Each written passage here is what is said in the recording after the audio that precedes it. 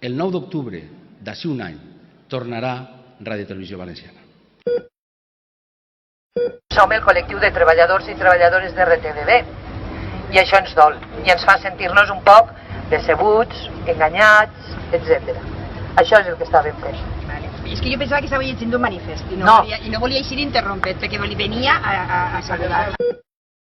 President, el 9 d'octubre d'enguany del 2015 se reobrirà Radio Televisió Valenciana, la ràdio i televisió pública valenciana.